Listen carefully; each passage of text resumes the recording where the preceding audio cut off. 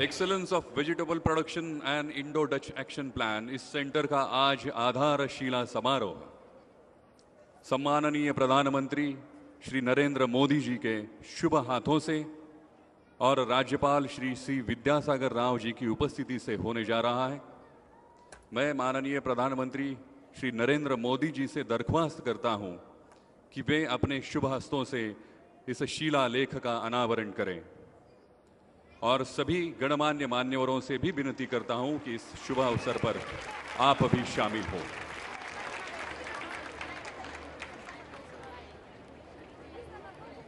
Agricultural development trust बारामतीच्या नव्या उपक्रमाचा भाजीपाला गुणवत्ता केंद्राचा कोनशिला समारंभ या ठिकाणी भारताचे पंतप्रधान माननीय श्री नरेंद्र मोदीजी यांच्या हस्ते होत आहे। महाराष्ट्राचे राज्यपाल यांच्या उपस्थितीमध्ये आणि सर्व इतर मान्यवरांच्या उपस्थितीमध्ये हा कोनशिला समारंभ पार पडतो आहे।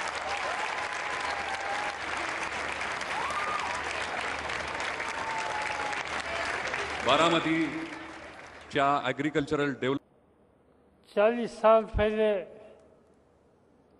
कृषि विकास का ये काम एग्रीकल्चर डेवलपमेंट ट्रस्ट के माध्यम से शुरू किया। या भागातला 60% भाग हा दुष्काळी भाग आहे। पिण्याच्या पाण्याची समस्या, दर 5 वर्षातून 3 वर्ष दुष्काळ, या सगळ्या संकटातून बाहेर काढण्याच्यासाठी पाण्याचा थेंब ना थेंब वापरता कसा येईल, त्यावरून शेती आणि पशुधन वाचवता कसं येईल याची खबरदारी घेण्याच्या संबंधीचा प्रयत्न इथं करण्याची आवश्यकता आहे। या हेतूनच आम्ही काही सहकार्यांनी मिळून या संस्थेची स्थापना केली। शेतीच्या क्षेत्रामध्ये काम सुरू केलं, पाण्याच्या क्षेत्रामध्ये काम सुरू केलं आणि सातत्यानं दुष्काळी भागातल्या लोकांना न्याय कसा देता येईल याबद्दलची काळजी घेतली। हे काम चालू असतानाच माझ्यावर राजकीय जबाबदाऱ्या पडल्याच्या नंतर या कामाची जबाबदारी कैलासवासी अप्पासाहेब पवार यांनी खांद्यावर घेतली आणि अप्पासाहेब पवार ने ये जिम्मेदारी अपने कंधे पर लेने के बाद यहाँ के नौजवान किसानों का हौसला बढ़ाया, फार्मर्स क्लब बनाए, नई टेक्नोलॉजी उनके खेतों पर कैसी जाएगी इस पर ध्यान दे दिया और इसके साथ साथ शारदा नगर संकुल खड़ा करके घर की बच्ची, घर की लड़की वो सुविधा कैसी होगी इस पर उन्होंने ध्यान दिया। और आज मुझे गर्व है कहने में, शारदा नगर की लड़कियां जो कोई जिम्मेदारी उनके कंधे पर पड़ती है वो समर्थ रूप से संभालने के लिए आज खड़ी होती है। ये एक बहुत बड़ा काम इस माध्यम से यहाँ हो गया है। प्रधानमंत्री जी, इस क्षेत्र में जहाँ पानी है वहाँ गन्ने का फसल और बागवानी पर ध्यान बहुत है। जो गन्ना पैदा होता है वो सहकारी चीनी मिलों के माध्यम से चीनी के लिए इसका इस्तेमाल किया जाता है। चीनी के साथ साथ इथेनॉल बनाते हैं कि जो पेट्रोल आयात के लिए, इंपोर्ट के लिए सब्स्टिट्यूट है, और इसके साथ साथ बिजली बनाने का भी काम करते हैं। यहाँ का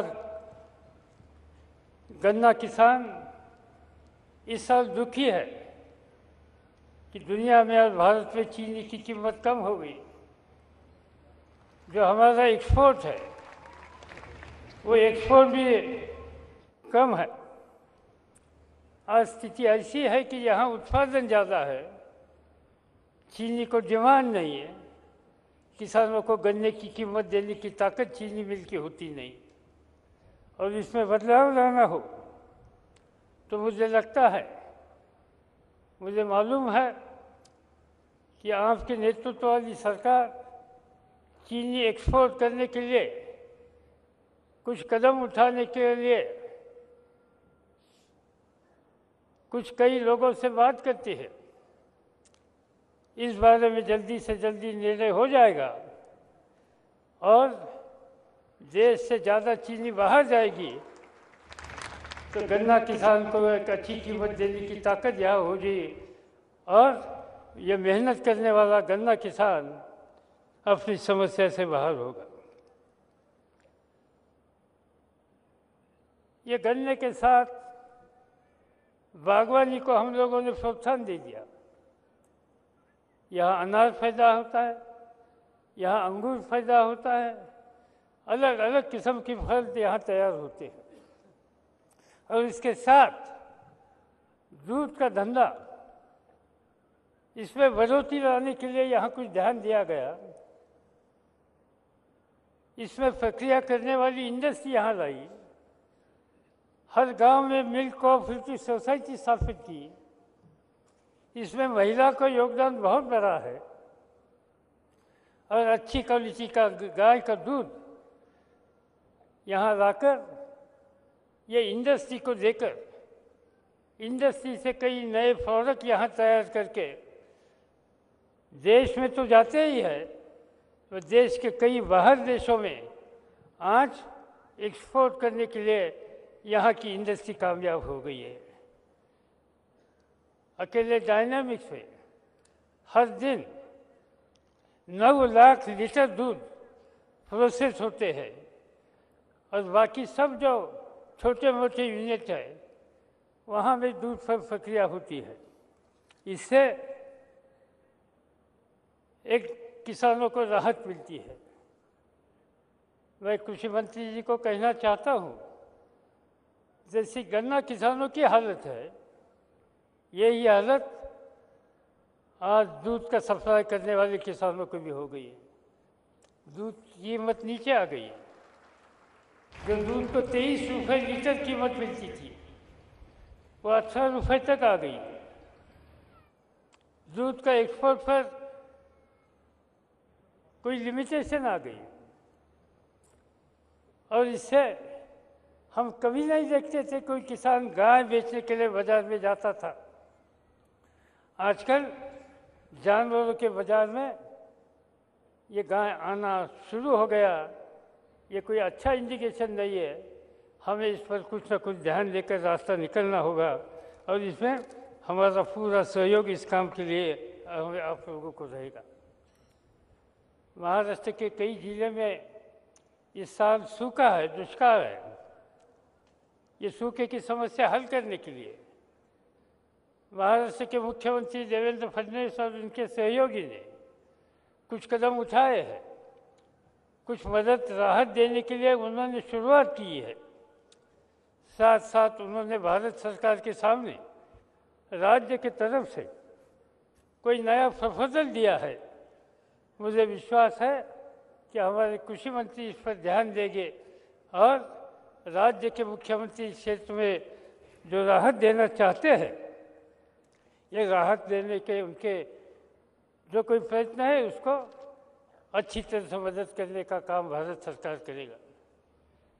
आज यहाँ एक नया कदम उठाने का काम होता है। एग्रीकल्चर डेवलपमेंट ट्रस्ट में हमेशा कोई नई टेक्नोलॉजी, कोई नया काम, नई आइडिया, नया क्रॉप, इस बारे में कुछ भी इंफॉर्मेशन दुनिया से मिली और यहाँ के किसानों के लिए फ़ायदे की होती है, इस पर डेमोन्स्ट्रेशन करके इसका ट्रेनिंग देने का काम यहाँ कई सालों से होता है।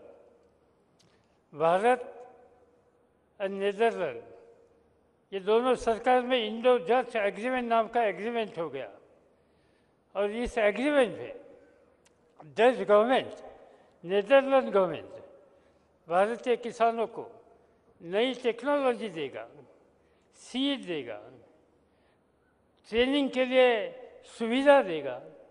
इस तरह की तैयारी इस एग्रीमेंट भी हुई है।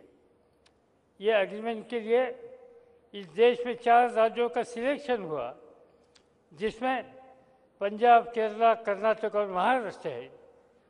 और इसी माध्यम से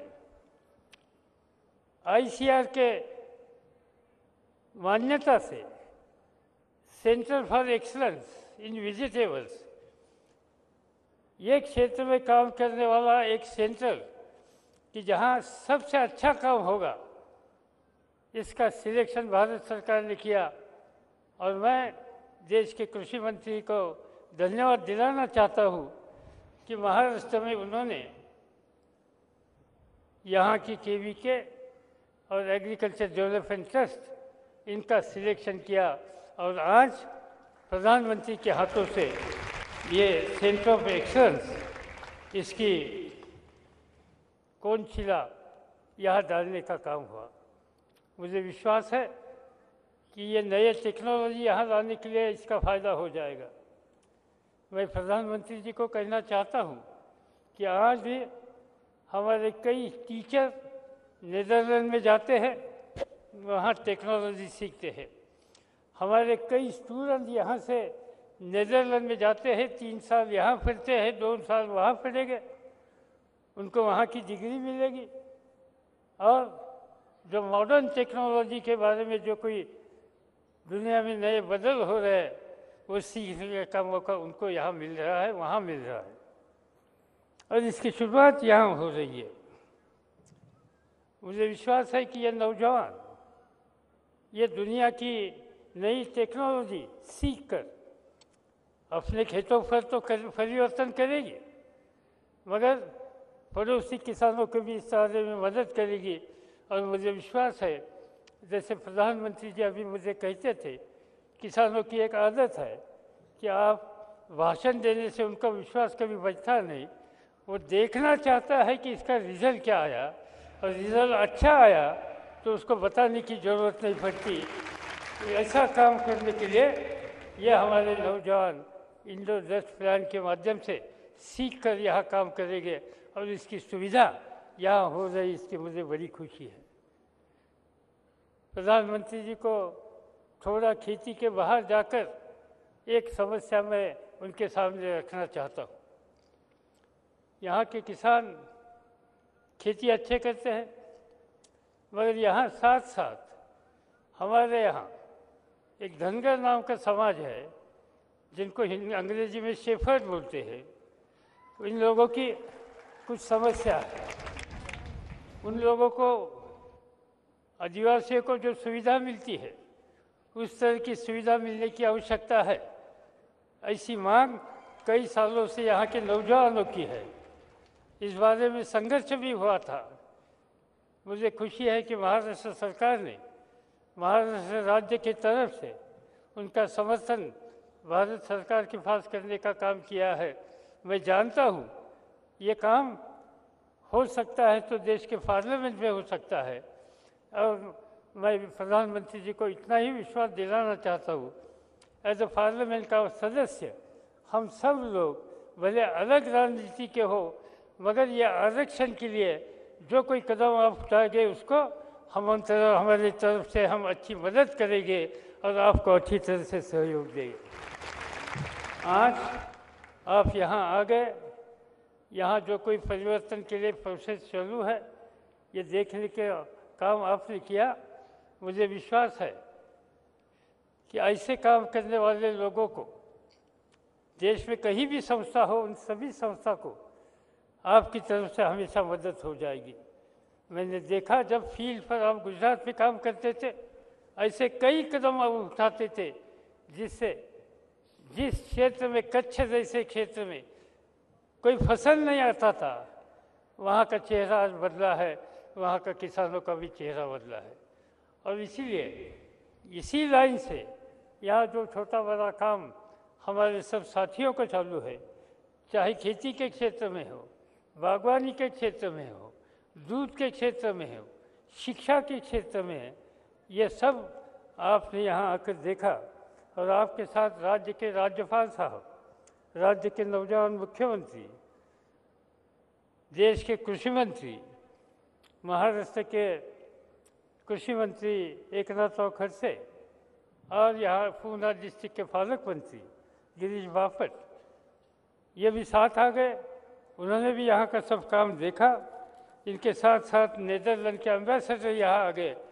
इन सभी को मैं धन्यवाद दिलाना चाहता हूँ और मैं विश्वास दिलाना चाहता हूँ कि राजनीति में कई इधर या उधर संघर्ष हो सकता है, मगर राजनीति वो 2 दिन की होती है। 365 दिन में 363 दिन इस देश के विकास का काम, इस पर हमारी नज़रिया रहनी चाहिए और यही नीति हम लेकर हम जाएंगे और विकास की प्रक्रिया में जो कुछ कदम यहाँ आप के तरफ से उठाने का प्रयास हो जाएगा, इसे सहयोग देने के लिए हम सभी साथियों की तैयारी रहेगी। यही कहकर मैं फिर आपका स्वागत करता हूँ और आपसे इजाज़त लेता हूँ। जय हिंद, जय महाराष्ट्र। धन्यवाद। मंच पर उपस्थित केंद्रीय कृषि मंत्री माननीय श्री राधा मोहन सिंह जी से मैं अनुरोध करता हूं कि इस अवसर पर सभी को आप संबोधित करें। आज के इस अवसर पर उपस्थित हम सबों के नेता, देश के प्रिय प्रधानमंत्री सम्माननीय श्री मोदी जी, महाराष्ट्र के लोकप्रिय मुख्यमंत्री सम्माननीय देवेंद्र जी, सम्माननीय राज्यपाल जी, आपके प्रिय नेता भारत सरकार के पूर्व कृषि मंत्री, महाराष्ट्र के पूर्व मुख्यमंत्री सम्माननीय शरद पवार जी, संसद में सहयोगी सुप्रिया सुले जी, राज्यसभा में सम्माननीय पटेल जी, अजीत पवार जी, पुणे के सम्माननीय विधायक जी, इस अवसर पर उपस्थित भाइयों बहनों और बच्चों, 4 पीढ़ी के लोग सामने बैठे हैं। बच्चे भी हैं, नौजवान भी हैं, प्रौढ़ और बुजुर्ग भी बैठे हैं। हम सब सौभाग्यशाली हैं कि हम सबको आज माननीय प्रधानमंत्री जी का मार्गदर्शन मिलेगा। भारत सरकार के पूर्व सम्माननीय कृषि मंत्री जी ने जो मार्गदर्शन आपका किया है, निश्चित रूप से इस इलाके में आने पर मुझे बहुत अच्छा लगा है। और इस कृषि विज्ञान केंद्र में आने के बाद लेकिन एक आश्चर्य और भी हुआ है कि देश के अंदर 641 कृषि विज्ञान केंद्र है, लगभग हर जिले में एक है। और अभी तक मैं 50 कृषि विज्ञान केंद्रों में जा चुका हूं। लगभग 200 कृषि विज्ञान केंद्र ऐसे हैं जिलों के अंदर जिनके पास ट्रैक्टर नहीं। खेती तो अलग की बात है, उनके चाहर दीवारी नहीं है, उनके इंफ्रास्ट्रक्चर नहीं। निश्चित रूप से आज ये जो कृषि विज्ञान है हमने देखा है, इससे मुझे प्रेरणा जरूर मिल रही है। और आदरणीय प्रधानमंत्री जी ने प्रधानमंत्री बनने के बाद तुरंत सबसे ज़्यादा यदि चिंता की थी तो कृषि विज्ञान केंद्र की चिंता की थी। और उसके लिए एक कमेटी भी हम लोगों ने बनाया था जिसकी रिपोर्ट आ गई है। और निश्चित रूप से हमारी सरकार जो कृषि विज्ञान केंद्र है, जिसे मुख्य रूप से कृषि विस्तार की जिम्मेवारी है, पूरे देश के अंदर इसको मजबूत बनाने का प्रधानमंत्री जी का जो संकल्प है, निश्चित रूप से उसको हम पूरा करेंगे। आदरणीय प्रधानमंत्री जी हम लोग के बीच उपस्थित हैं, उनका मार्गदर्शन होगा। लेकिन एक बात जरूर ध्यान में रहे कि देश के 65% भूभाग को अभी तक पानी नहीं मिल रहा है। यदि ये बारामती का इलाका है तो यहाँ भी मैं समझता हूँ कि 60% 50% भूमि को जल नहीं मिल रहा होगा। और इसीलिए मैं सड़क मार्ग से आया यहाँ, खेतों को देखते हुए। हमारे प्रधानमंत्री जी का सपना है प्रधानमंत्री सिंचाई योजना, और जब तक हर खेत पर पानी नहीं पहुंचा देते, हर खेत को पानी नहीं पहुंचा देते, तब तक सुख चैन से बैठने वाले नहीं। 125 करोड़ का ये देश है, जब तक हर खेत को पानी नहीं मिलेगा तब तक हर हाथ को काम नहीं मिलेगा। और ये संकल्प भी हम आदरणीय प्रधानमंत्री जी के नेतृत्व में निश्चित रूप से पूरा करने वाले हैं। भाइयों और बहनों, मैंने कहा कि हम सब लोग सौभाग्यशाली हैं कि आज हमारे बीच प्रधानमंत्री जी हैं, आपके मुख्यमंत्री भी हैं, और निश्चित रूप से कृषि के विकास की योजनाएं राज्यों के माध्यम से ही ज्यादा लागू होती है। और इस मामले में भी आप सौभाग्यशाली हैं कि ऐसे लोकप्रिय मुख्यमंत्री मिले जिनकी चिंता कृषि को लेकर है। और जब मुख्यमंत्री बने तो चौथे या पांचवें दिन कृषि मंत्रालय की समीक्षा करने के लिए इन्होंने कहा। मैं और कृषि मंत्री दोनों ने बैठकर दिन भर समीक्षा की, और इस बार 16 तारीख को जो मराठवाड़ा और विदर्भ की समस्या है, इसको लेकर मुख्यमंत्री जी ने सभी सांसदों को निमंत्रित किया है। पूरा कृषि मंत्रालय महाराष्ट्र का और भारत सरकार के कृषि मंत्रालय के भी हमारे अधिकारी आएंगे, और मुंबई के अंदर 16 तारीख को बैठकर हम निश्चित रूप से जो चुनौतियां किसानों के सामने खड़ा है, जो संकट है, उसका न सिर्फ सामना करेंगे बल्कि उस पर विजय भी प्राप्त करेंगे, ऐसा आपको विश्वास दिलाते हुए मैं आदरणीय पवार साहब को बहुत बहुत बधाई देता हूं, आभार प्रकट करता हूं कि आपने हम लोगों को बुलाया और इतना ज्ञानवर्धन हुआ इस क्षेत्र में। इसके लिए आभार व्यक्त करते हुए मैं अपनी बात समाप्त करता हूं। धन्यवाद। यानंतर महाराष्ट्र राज्याचे मुख्यमंत्री माननीय श्री देवेंद्रजी फडणवीस यांना मी विनंती करतो की त्यांनी आपलं मनोगत व्यक्त करावं। आदरणीय प्रधानमंत्री जी, सम्माननीय राज्यपाल जी, सम्माननीय राजदूत जी, देश के पूर्व कृषि मंत्री और ज्येष्ठ नेता आदरणीय पवार साहब, हमारे कृषि मंत्री राधे मोहन सिंह जी, राज्य के कृषि मंत्री खड़से जी, बापट जी, प्रफुल्ल भाई पटेल जी, अजीत दादा, सुप्रियाताई, मंच पर उपस्थित सभी सम्माननीय अतिथिगण और उपस्थित सभी बहनों और भाइयों, मैं सबसे पहले एग्रीकल्चर डेवलपमेंट ट्रस्ट का बहुत बहुत अभिनंदन करना चाहता हूं कि जिस प्रकार से कृषि विकास केंद्र को यहाँ पर उन्होंने विकसित किया है, मैं ऐसा मानता हूं कि अपने आप में एक बहुत ही पथदर्शी इस प्रकार का ये प्रकल्प है, और इसके माध्यम से खेती किसानी में विज्ञान का प्रयोग करते हुए हमारी उत्पादकता को किस प्रकार से हम बढ़ा सकते हैं, हमारे किसानों को किस प्रकार से हम खुशहाल कर सकते हैं, इसका एक बहुत ही अच्छा उदाहरण इस कृषि विकास केंद्र के माध्यम से यहाँ पर हमको दिखाई दिया। साथ ही में आज जो इंडो डच एग्रीमेंट हुआ है, इसके तहत भी माननीय प्रधानमंत्री जी के हाथों से सब्जियों के विकास की दृष्टि से एक नए कार्यक्रम की शुरुआत हुई है। महाराष्ट्र में मुझे बताते हुए खुशी होती है कि इंडो इजराइल एग्रीमेंट के तहत भी हमने फलों के क्षेत्र में नए नए प्रयोग शुरू किए हैं, और मैं ऐसा मानता हूं कि इस प्रकार के प्रयोगों के माध्यम से हमारी खेती को शाश्वत करने का काम हम निश्चित रूप से कर पाएंगे। आज हमारा राज्य एक कृषि चुनौती से गुजर रहा है। विशेषतः आज राज्य के 40,000 गांवों में से 24,000 गांवों में अकाल है। पूरा मराठवाड़ा अकाल की चपेट में है, करीब 70% विदर्भ अकाल की चपेट में है, उत्तर महाराष्ट्र का कुछ भाग अकाल की चपेट में है, और हमारे पश्चिम महाराष्ट्र के कुछ गांव तो ऐसे हैं कि जिनमें 12 महीने अकाल होता है। और इसलिए जिसका उल्लेख यहाँ पर किया गया, आज सबसे ज़्यादा आवश्यक है जल का नियोजन करना। आज हमारा 82% हमारी खेती ये ड्राईलैंड फार्मिंग होती है, और इसके कारण हमारी उत्पादकता के ऊपर उसका बहुत ज़्यादा असर पड़ता है, और किसानों को जिस प्रकार से उत्पादकता के आधार पर हम लोग समृद्ध करना चाहते हैं वो नहीं कर पाते। और इसलिए राज्य सरकार ने एक नई योजना तैयार की है, जल युक्त शिवार, जिसमें 14 अलग अलग योजनाओं को हमने एक साथ लाया है, और हमने ये संकल्प किया है कि महाराष्ट्र में 20,000 गांव ऐसे हैं कि जो लगातार अकाल की चपेट में जाते हैं।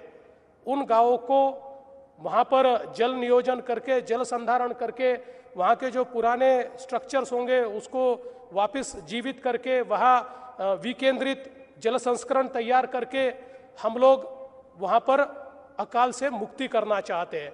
और इसके लिए हमने अलग अलग पैटर्न्स का भी अभ्यास किया।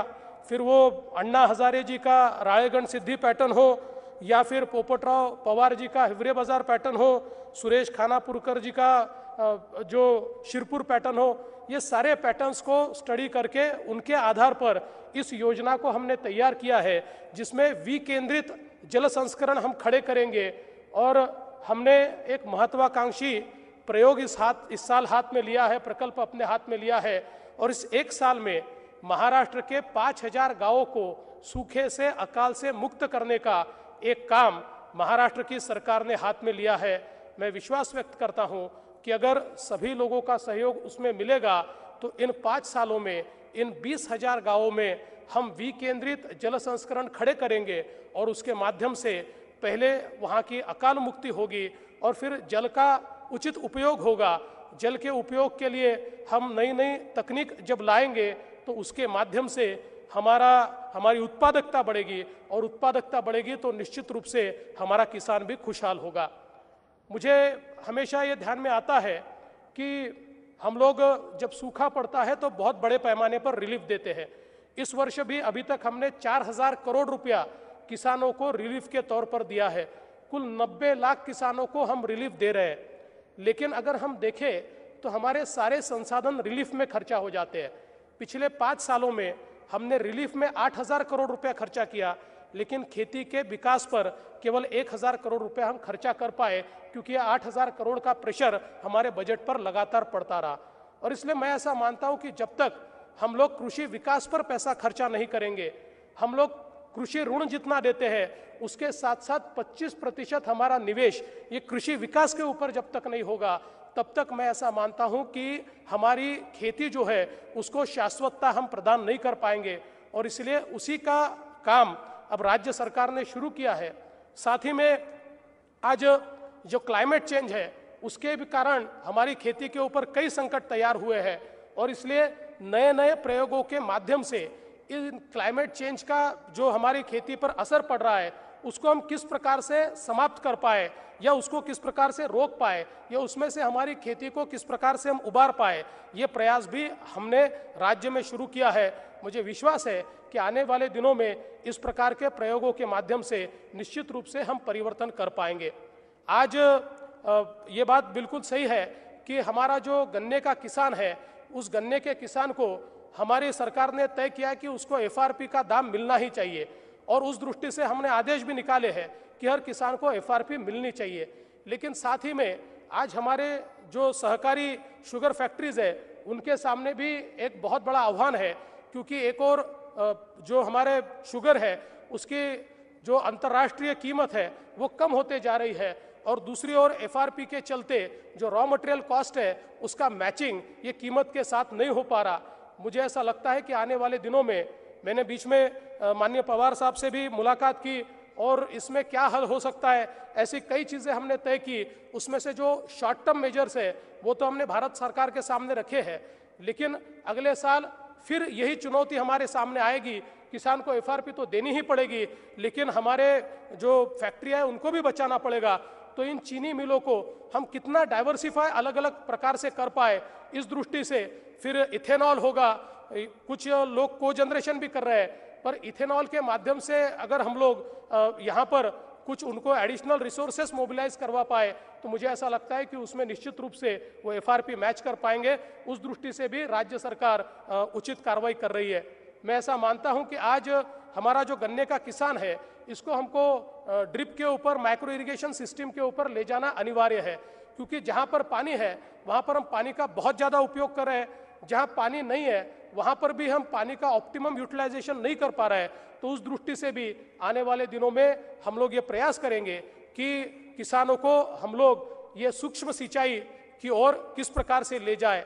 मैं आज के इस मौके पर राज्य सरकार की ओर से इतना ही आश्वस्त करना चाहता हूँ कि केंद्र सरकार की बहुत मदद राज्य सरकार को मिल रही है। मैं राधे मोहन सिंह जी का आभार व्यक्त करना चाहता हूँ कि जिस समय अकाल पीड़ितों का मेमोरेंडम हमने भेजा, उस समय उन्होंने बड़ी तेजी से यहाँ पर टीम भेजी। उस टीम ने आज एक बड़ा पैकेज भी रिकमेंड किया है। शायद आने वाले दिनों में जो बैठक होगी, उस बैठक में उसको मान्यता भी मिलेगी। और इसीलिए इसी प्रकार से राज्य सरकार का सहयोग हमको मिलता रहे। और मैं ऐसा मानता हूं कि आज जिस कृषि विकास केंद्र को हमने देखा है, इस प्रकार के पैटर्न्स अगर हम राज्य में तैयार करेंगे तो निश्चित रूप से हमारे किसानों को हम समृद्ध कर पाएंगे। और इसलिए मैं ये विश्वास दिलाता हूं कि हमारे राज्य के अन्य भागों में भी इस प्रकार के प्रयोग करने के लिए राज्य सरकार कटिबद्ध होगी।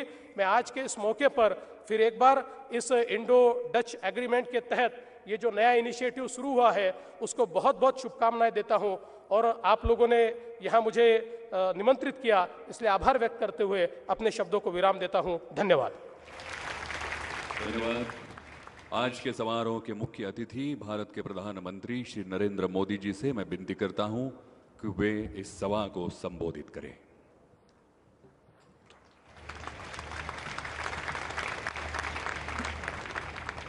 आवाज ऐकले कल्ला होईल।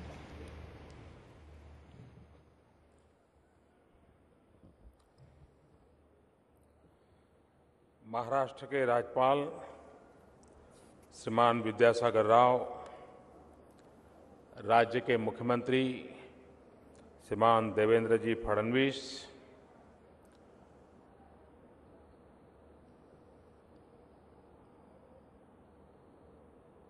देश में किसानों के लिए हमेशा कुछ न कुछ सोचने वाले, प्रयोग करने वाले और हमारे वरिष्ठ नेता श्रीमान शरद राव जी, केंद्रीय मंत्रिमंडल के मेरे सहयोगी श्रीमान Radha Mohan Singh ji, kingdom of Netherlands के एम्बेसडर मिस्टर स्टोइलिंगा जी, राज्य के कृषि मंत्री श्रीमान एकनाथ जी, राज्य के मंत्री श्रीमान गिरीश जी, राज्यसभा के सदस्य श्रीमान प्रफुल्ल पटेल, लोकसभा सांसद सुप्रिया जी, विधायक श्रीमान अजीत जी, कृषि विकास ट्रस्ट के अध्यक्ष श्रीमान राजेंद्र पवार जी और विशाल संख्या में पधारे हुए प्यारे भाई और बहनों,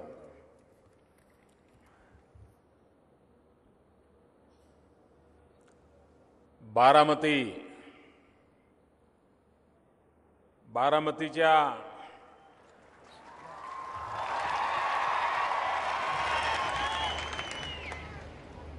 शेतकऱ्यांमध्ये मती आहे आणि गती आहे।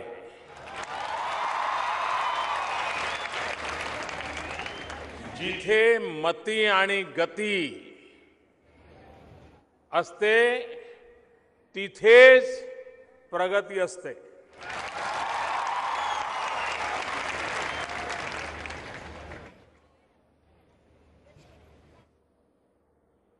हमारे मीडिया के मित्रों के लिए आज का दिवस विशेष है।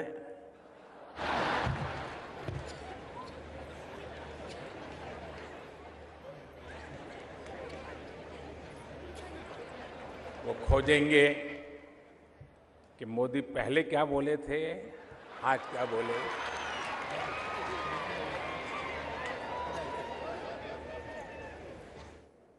फिर शरद राव की टैप निकालेंगे,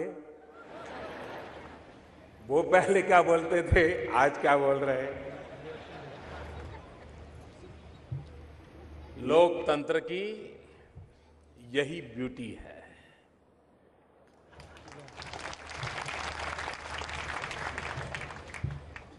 लोकतंत्र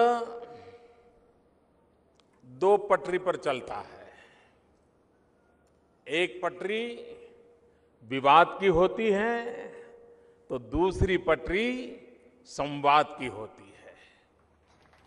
ये विवाद और संवाद की पटरी पर लोकतंत्र आगे बढ़ता है। हम राजनीति में हैं, अलग अलग दलों में हैं, अलग अलग एजेंडा लेकर के काम कर रहे हैं, लेकिन हम दोनों के लिए दल से बड़ा देश होता है।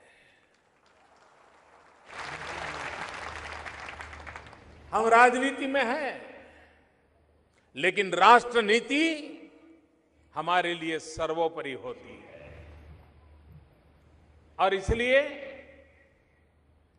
हमारे देश में दो भिन्न दल के नेताओं का मिलना भी पता नहीं क्यों एक बहुत बड़ी खबर बन जाती है, जबकि ये प्रक्रिया सहज सरल चलती रहनी चाहिए। विकास के लिए विचार विमर्श आवश्यक होता है, और जो सत्ता में बैठे हैं उनकी जिम्मेवारी ज्यादा होती है। मेरी जिम्मेवारी शरद राव से ज्यादा है कि मुझे सामने जाकर के शरद राव को पूछना चाहिए कि शरद राव जी, आपको क्या लगता है, आपका अनुभव है, इसका रास्ता कैसे मिला। लोकतंत्र तभी चलता है, और इसलिए उस भूमिका को मैं हमेशा महत्व देता आया हूं। और जैसे भी शरद राव जी बता रहे थे कि मैंने उनको गुजरात बुलाया था, उन्होंने तो ये मेरा अभिनंदन किया कि मोदी जी ने सब दिखाने के लिए बुलाया था। हकीकत तो वो दिखा करके मैं उनसे जानना चाहता था कि अभी कुछ कमी रह गई तो मुझे बताइए, मैं ठीक करना चाहता, मैं सीखना चाहता। और बहुत लोग, कम लोगों को मालूम होगा, शायद महीने में 2-3 बार मेरी और शरद राव की बात न हुई हो, ऐसा कोई महीना नहीं गया होगा।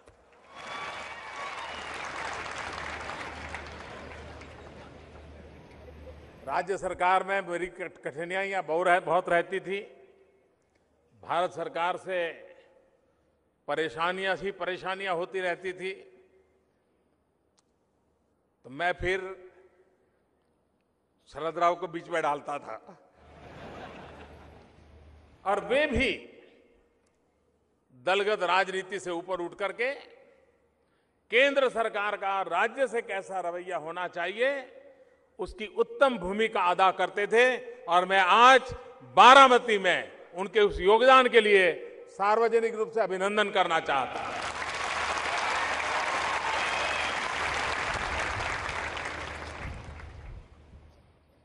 यहां से जाने के बाद तीखा चमचमाता बयान वे भी मेरे खिलाफ दे सकते हैं, और मैं भी उनके खिलाफ दे सकता हूं, क्योंकि हम अलग अलग विचार से काम करने वाले लोग हैं, लेकिन एक मकसद से काम करने वाले लोग हैं, और वो मकसद है हमारा देश आगे बढ़े। जिस प्रकार से महात्मा गांधी ने देश को आजादी दिलाने के लिए लाखों करोड़ों की तादाद में आजादी के जंग के सैनिक तैयार किए थे, आजादी का जंग लड़ने के लिए जनशक्ति को उभारा था। हमें अगर गरीबी से आजादी पानी है, और जो हमारी जिम्मेवारी है, तो गरीबी से आजादी पाने के लिए भी गरीबी मुक्ति के लाखों करोड़ों को सैनिकों की आवश्यकता है, जो गांव गांव विकास की ज्योति जलाएं,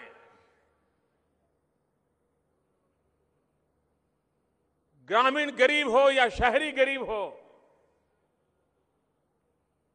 परमात्मा ने उसे जो शक्ति दी है, इस शक्ति को अवसर में कैसे पलटा जाए, और वो स्वयं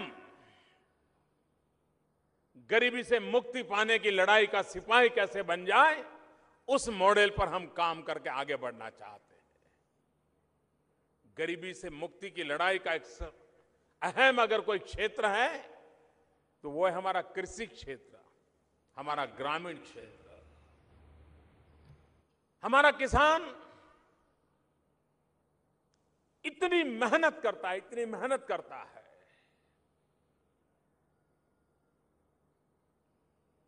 लेकिन उसको जीने के लिए जो अपेक्षाएं हैं वो अभी पूरी होना बाकी है। अभी शरद राव ने क्या क्या होना चाहिए, मुझे आगे चल करके क्या करना चाहिए, उसके कुछ बिंदु भी बताए हैं। ये बात सही है, पिछले 10 साल में जो अधूरी चीजें रह गई हैं वो शायद मेरे ही पूरा करने के नसीब में आई है।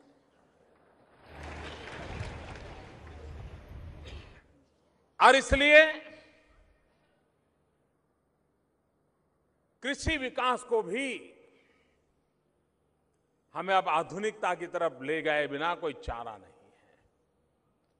हमारे एग्रीकल्चर सेक्टर को टेक्नोलॉजी से जोड़ना पड़ेगा।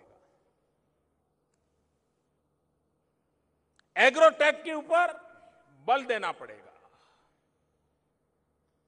अभी मैंने यहां सॉइल टेस्ट की लेबोरेटरी देखी। जब मैं गुजरात में मुख्यमंत्री था, देश में गुजरात पहला राज्य था जिसने सॉइल हेल्थ कार्ड का अभियान चलाया था और सभी किसानों को सॉइल हेल्थ कार्ड दिया था और उसके परिणाम अद्भुत मिले थे। बाद में तो हमने भारत सरकार में आकर के भी सॉइल हेल्थ कार्ड के लिए बहुत बड़ा अभियान करना योजना बनाई है, उसको हम आगे बढ़ा रहे हैं। लेकिन आज मैं एक और विषय छेड़ रहा था। मैंने यहां लेबोरेटरी देखी। मैंने उनकी लेबोरेटरी को देख रहे मिस्टर भोइटे को कहा कि क्यों न हम 10वीं, 11वीं और 12वीं के जो स्टूडेंट्स हैं उनको सॉइल टेस्टिंग की ट्रेनिंग दें, स्किल डेवलपमेंट करें और 10वीं और 12वीं की जो साइंस स्ट्रीम की स्कूल्स हैं, साइंस स्ट्रीम की स्कूल में लेबोरेटरी होती है और करीब करीब हमारी लेबोरेटरी फरवरी महीने से लेकर के जुलाई महीने तक बंद होती है, क्योंकि फरवरी के बाद बच्चे एग्जाम में लग जाते हैं तो लेबोरेटरी में कोई प्रयोग नहीं होते और फिर वैकेशन होता है, फिर जून जुलाई में आते हैं तो फिर लेबोरेटरी को प्रारंभ होते होते जुलाई महीना आ जाता है। एक महत्वपूर्ण कालखंड होता है जब स्कूल की विज्ञान की लेबोरेटरी खाली होती है। अगर इन स्टूडेंट्स को हम सॉइल टेस्टिंग सिखाएं, स्कूल की लैब को जरूरी साधनों की जो आवश्यकता है उसकी पूर्ति करें, तो स्कूल में भी वैकेशन के समय सॉइल टेस्टिंग लैब चल सकती है। उन बच्चों को वैकेशन में इनकम हो सकती है और उस स्कूल को अतिरिक्त लाभ हो सकता है और उस इलाके के किसानों को हर साल सॉइल टेस्टिंग कराने की सुविधा बन जा सकती है। यानी एक ही व्यवस्था के कैसे मल्टीपल यूटिलिटी हो सकती है, मैंने उनके सामने विषय रखा है। मैंने राज्यों के मुख्यमंत्रियों के सामने भी विषय रखा है कि हमारे सीमित साधनों के बीच भी हम हमारे एग्रीकल्चर सेक्टर को बढ़ावा देने के लिए वैज्ञानिक तौर तरीकों पर कैसे जाएं। हमारे लिए बहुत आवश्यक है कि हम प्रति एकड़ भूमि पर प्रोडक्टिविटी कैसे बढ़ाएं और प्रोडक्टिविटी बढ़ाने में हमारी जो परंपरागत पद्धतियां थी उसका भी बहुत बड़ा योगदान है, लेकिन कालक्रम से उसे भुला दिया गया है। उसको कैसे आगे बढ़ाया जाए। हमारे देश में एक कल्पना रही है, कल्पना ये रही है कि जब तक फ्लड इरिगेशन नहीं करते, खेत लबालब पानी से भरा हुआ नहीं है, तब तक किसान को लगता है कि यार कुछ काम अधूरा रह गया और इसलिए कहीं जमीन थोड़ी ऊंची भी होगी तो कोशिश करता रहता है कि वो भी पानी में डूब जाए, उतना पानी डालो। हमने पानी को जितना बर्बाद किया है, शायद ईश्वर हमसे हिसाब मांगेगा। मैं जरा मेरे किसान भाइयों से पूछना चाहता हूं,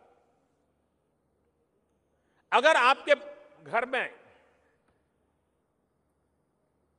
2 या 3, 5 साल का बच्चा हो और बीमार रहे, वेट नहीं बढ़ रहा है, दुबला पतला ही रहता है, ऐसे ही बैठा रहता है, कुछ खिलाओ तो खा लेता है, चेतना ही नहीं है शरीर में, और अगर मान लो कि आप उसको केसर के दूध से नहलाते हो,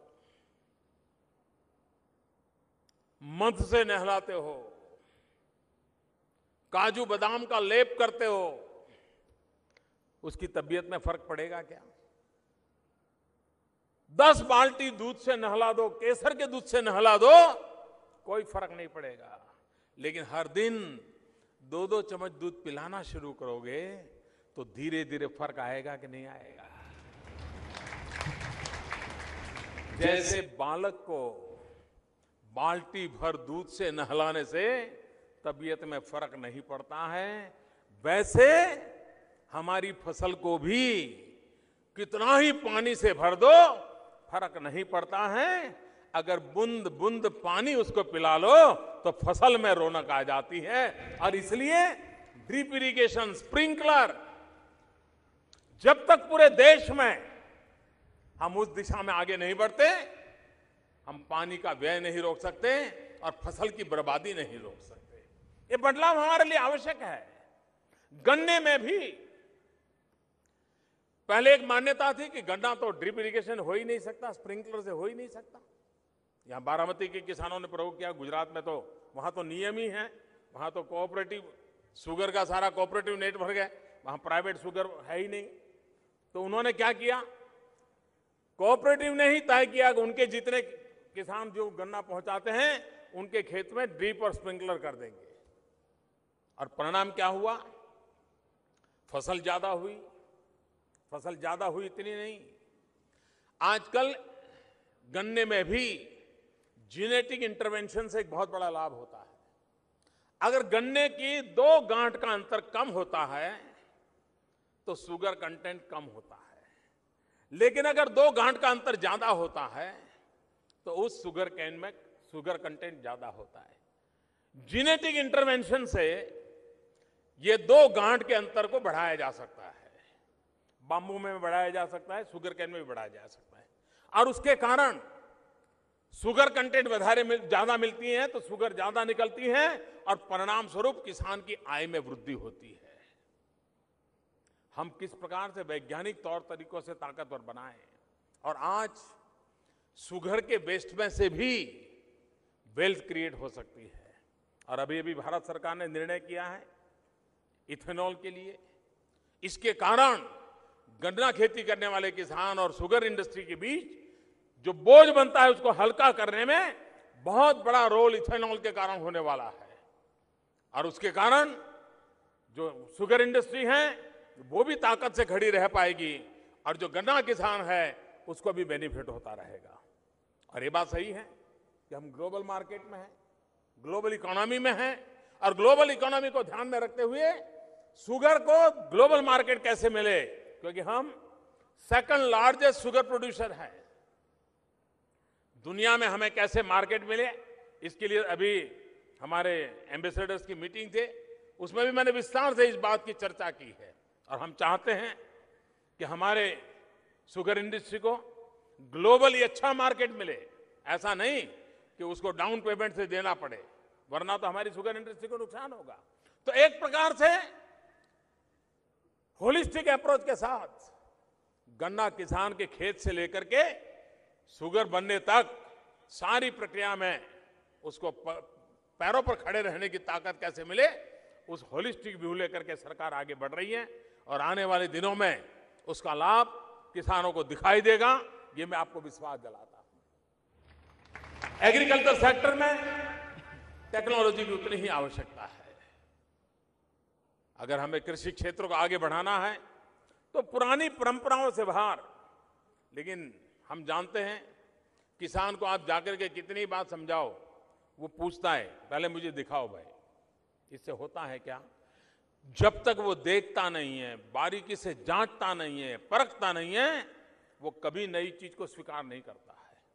एक कृषि विज्ञान केंद्र के माध्यम से हम किसान में विश्वास पैदा कर सकते हैं कि हाँ भाई ये योजना है, उस योजना को देखो हमने लागू किया है, ये परिणाम मिला है, ये मिट्टी ऐसी है फिर भी परिणाम मिला है, पानी इतना कम है फिर भी परिणाम मिला है, तब जाकर के वो फिर उसको लागू कर देता है।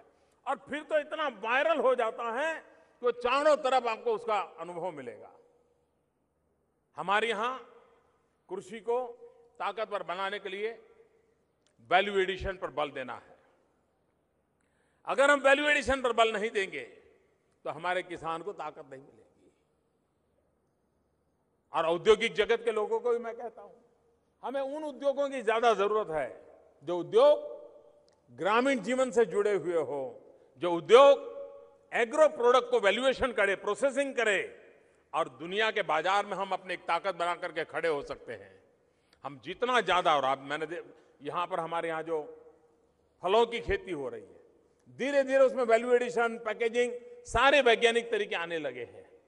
इसको हमें सामान्य किसान तक पहुंचाना है और जितना हम सामान्य किसान तक पहुंचाएंगे उसका लाभ होगा। एक बात हमें समझनी होगी, पुराने जमाने में हम सुनते थे कि पारस की ताकत यह होती है कि पारस अगर लोहे को स्पर्श करता है तो लोहा सोना बन जाता है। मुझे तो मालूम नहीं है पारस क्या होता है और लोहे से सोना बनता है कि नहीं बनता है, हमें मालूम नहीं है, लेकिन सुनते थे, बचपन से सुनते थे। लेकिन मुझे इतना समझ जरूर है कि पानी ये पारस का रूप होता है और पानी का मिट्टी को अगर सही स्पर्श हो जाए तो मिट्टी सोना पैदा करने की ताकत रखती है। और इसलिए पानी को पारस के रूप में इस्तेमाल करना चाहिए। पानी ये परमात्मा ने दिया हुआ प्रसाद है। कभी मंदिर में जाते हुए कोई प्रसाद देता है और छोटी सी चीज गिर जाए तो 4 बार परमात्मा की माफी मांगते हैं और उसको उठा लेते हैं। पानी भी परमात्मा का प्रसाद है, उसकी एक बूंद भी बर्बाद करना हमें अधिकार नहीं है। और इसलिए पानी बचाना। बारामती में बदलाव कैसे आया? आखिर हम अप्पा साहब को याद क्यों करते हैं? आज अप्पा साहब को श्रद्धांजलि देने का मुझे अवसर मिला, अप्पा साहब के नाम पर एक सभागृह का उद्घाटन का अवसर मिला। लेकिन सबसे बड़ा काम अप्पा साहब के नेतृत्व में हुआ वो जल संचय का काम हुआ। ये सूखी धरती जहां जहां पानी बचा सकते थे बचाने के संस्कार हुए और यहां के समाज जीवन में एक आदत लगी है कि भाई कुछ भी है हम, ठीक है, परमात्मा ने हमें उस भूमि में जन्म दिया है जिस भूमि में पानी कम है, हम भले 8 इंच 9 इंच बारिश आती होगी लेकिन हम पानी रोकेंगे और उसी पानी के भरोसे जिंदगी जीने की ताकत खड़ी करेंगे। और बारामती के किसानों ने की है। मैं मानता हूं कि पानी को बचाना, पानी के द्वारा हमारी कृषि को ताकत देना, ये देश के हर कोने में जहां अधिक पानी है वहां भी पानी की चिंता है, जहां पानी नहीं है वहां भी पानी की चिंता है। और इसलिए भारत सरकार ने एक योजना बनाई है, प्रधानमंत्री कृषि सिंचाई योजना। इस प्रधानमंत्री कृषि सिंचाई योजना के तहत पूरे देश में किसानों को पानी कैसे मिले, पानी का सही उपयोग कैसे हो, वर्षा का पानी कैसे रुके। हमारे देश में रोजगार के लिए एक नरेगा योजना चलती है। उस नरेगा का उपयोग पानी संग्रह के लिए कैसे हो उस पर हम बल देना चाहते हैं। और जितना पानी हम संग्रह कर पाएंगे, जितना हम रिचार्जिंग करेंगे, जितने वाटर टेबल ऊपर आएंगे, हमारी जमीन उर्वरा रहेगी, हमारा किसान धनवान बनेगा और हमारी कृषि जीवन और अधिक ताकतवर बन सकता है। हमारे पास ग्रामीण विकास और कृषि विकास के लिए अपार संभावनाएं पड़ी हुई है। उन सारी अपार संभावनाओं को लेकर के हम आगे बढ़ना चाहते हैं। मैं फिर एक बार शरद राव के निमंत्रण पर आज मुझे कई सारे प्रोजेक्ट, शिक्षा के क्षेत्र के प्रोजेक्ट, स्किल डेवलपमेंट के प्रोजेक्ट, कृषि के रिसर्च क्षेत्र के प्रोजेक्ट, यहाँ के सार्वजनिक जीवन में उपयोग होने वाले कई सारे प्रोजेक्ट देखने का मुझे अवसर मिला है। मैं उनके निमंत्रण के लिए मैं उनका बहुत बहुत आभारी हूँ और राजेंद्र जी को मैं बहुत बहुत बधाई देता हूँ कि उनके मार्गदर्शन में कृषि में नए प्रयोग देश के भी काम आएंगे और एक नई ऊंचाइयों पर देश की कृषि ले जाने में हम सफल होंगे। बहुत बहुत धन्यवाद। धन्यवाद। एग्रीकल्चरल डेवलपमेंट ट्रस्ट के चेयरमैन माननीय श्री राजेंद्र पवार जी से मैं विनती करता हूं कि वो इस सभा का समापन करें। एग्रीकल्चर डेवलपमेंट ट्रस्ट इस संस्था की स्थापना 44 साल पहले हुई।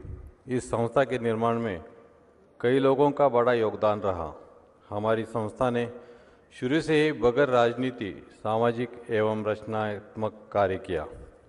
ये हमारा सौभाग्य है कि हमारे देश के प्रधानमंत्री माननीय नरेंद्र जी मोदी अपनी व्यस्तता के बावजूद हमारी संस्था में आए। उन्होंने बड़ी लगन से संस्था के उपक्रम में रुचि दिखाई और हमारे किसान भाई बहनों और संबोधित किया। हम आपके प्रति हृदय से आभार प्रकट करते हैं। We are highly indebted to His Excellency Sri Vidyasagar Rao, Governor of Maharashtra, for sparing his valuable time and for his august presence in this program. आपल्या राज्याचे तरुण मुख्यमंत्री माननीय देवेंद्रजी फडणवीस यांनी शेतकऱ्यांना मार्गदर्शन केले आणि संस्थेच्या कार्यक्रमासाठी आपला वेळ दिला, त्यासाठी त्यांचे आभार व्यक्त करतो। हमारे कृषि प्रधान देश में 70% लोग आज भी खेती पर निर्भर है। हम किसानों का भविष्य जिस मंत्रालय पर निर्भर है, गत 10 सालों से किसानों के लिए ये मंत्रालय ने बढ़िया काम किया है। उस मंत्रालय के देश के कृषि मंत्री महोदय माननीय राधा मोहन सिंह जी ने हमारे किसानों को बहुमूल्य मार्गदर्शन किया। हम आपके प्रति आभार व्यक्त करते हैं। आपल्या राज्याचे महसूल आणि कृषी मंत्री माननीय नामदार एकनाथराव खडसे यांनी तरुण शेतकरी म्हणून आप्पासाहेबांच्या काळात संस्थेला भेट दिली आहे। आजही ये कार्यक्रमासाठी उपस्थित आहेत, त्यांच्याप्रती मी आभार व्यक्त करतो। माननीय नामदार गिरीश बापट, अन्न पुरवठा व ग्राहक संरक्षण मंत्री व पुणे जिल्हा पालकमंत्री हेही या कार्यक्रमात आवर्जून उपस्थित आहेत, त्यांचेही विशेष आभार। ज्यांनी या संस्थेला जन्म दिला व जे या संस्थेचे आधारस्तंभ व अध्यक्ष आहेत, ते माननीय पवार साहेब यांच्या ऋणातच आम्ही राहू इच्छितो।